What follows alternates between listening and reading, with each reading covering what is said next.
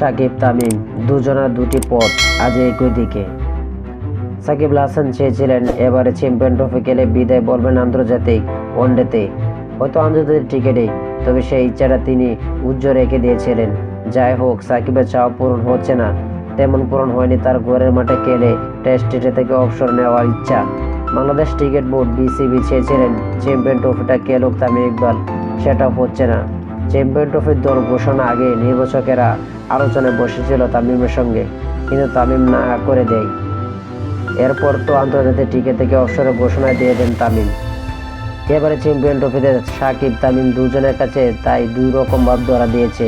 সাকিবের জন্য এটা হতে পারে অতীতের অন্য নাম, যে এরকম বন্যত্ব কেরিয়ার তার বিশ্ব ক্রিকেটে বাংলাদেশের ক্রিকেটের মুখ হয়ে ওঠা সাকিব প্রশ্নবিদ্ধভাবেই বাংলাদেশের সর্বকালের সেরা ক্রিকেটার। বড় কোনো আসর থেকে অত্যন্ত মাঠ থেকে কেরিয়ার শেষের ঘোষণা দেওয়াটা তার প্রাপ্য, অথচ এমন একজনের চেষ্টা হলো কিনা অপূর্ণতা দিয়ে। অবশ্য শেষ হয়ে বাবা গেল কীভাবে, আনুষ্ঠানিক বিদায় বলার সুযোগও তো পাননি সাকিব।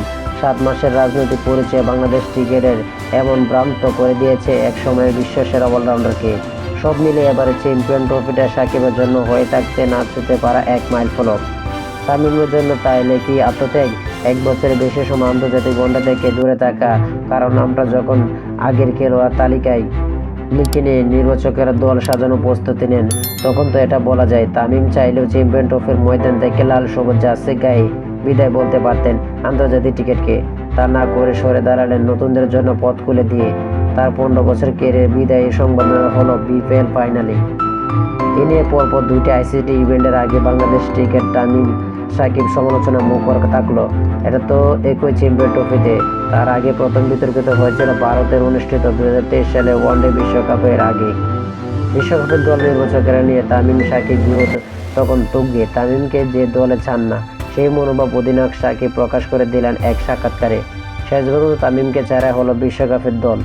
অভিযোগ উঠল সাকিব আর কোচ খন্ডেকে হাতুড়ি সিংয়ের মিলেই নাকি তামিমকে বিশ্বকাপ দল থেকে বাদ দেওয়ার চক্রান্ত করেছিলেন, যদিও সাকিব বলেছেন অভিযোগটা ঠিক নয়। যাই হোক, বাংলা ক্রিকেটের সাকিব তামিম একসময় বন্ধুত্বের প্রতীক হিসেবে প্রতিষ্ঠিত পেলেও কেরিয়ারের শেষ লগ্নে তারা হয়ে উঠলেন বৈরীদের প্রতীক। সাকিব তামিম একে অন্যের সঙ্গে কথা না বলে থাকা, বিদেশি মনোভাব, সামাজিক যোগাযোগ মাধ্যমের যুদ্ধ, কারা চুরি বাংলাদেশ ক্রিকেটের বিভেদের ফাটল। শেষ দিকে তাদের নিয়ে সমালোচনা কখনো ভীতিকর অনুভূতি দেয়নি, উল্টো পদের সঙ্গে অনেকে বিরক্তি নিয়ে বলেছেন আর কত।